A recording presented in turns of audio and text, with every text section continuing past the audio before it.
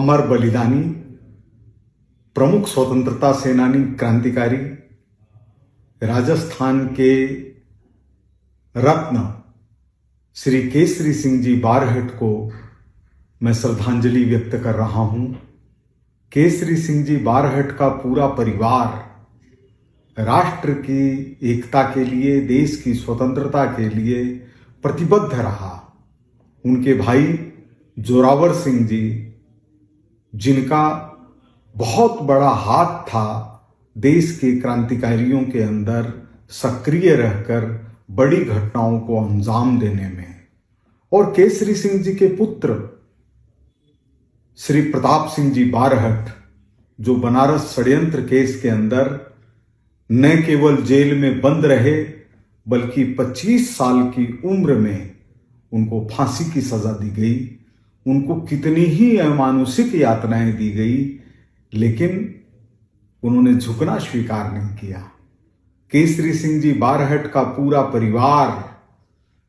भारत की स्वतंत्रता के लिए लगभग बलिदान ही हो गया। जब महाराणा फतेह सिंह दिल्ली दरबार में शामिल होने के लिए दिल्ली पहुंचे तो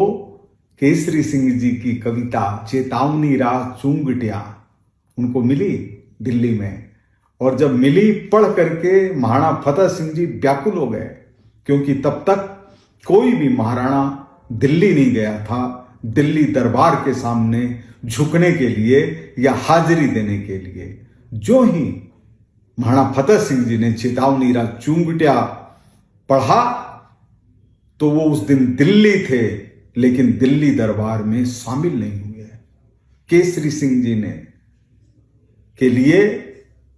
हमारे देश के महान क्रांतिकारी, जिन्होंने उत्तर भारत में क्रांतिकारी आंदोलन को फैलाने का काम किया,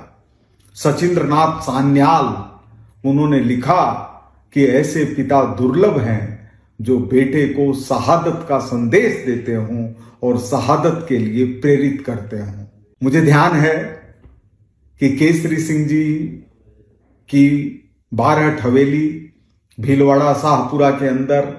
सरकार ने उसको स्मारक घोषित कर दिया था, लेकिन इसके बावजूद हवेली में काम शुरू नहीं हुआ।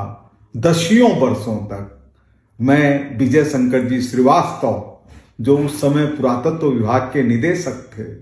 उनको याद कर रहा हूं, और याद कर रहा हूं एक और कला और संस्कृति की मंत्री रही श्रीमती पुष्पा जैन जी को, जिन्होंने इस बारहट हवेली को स्मारक के रूप में बदलने में बड़ी भूमिका का निर्वाह किया।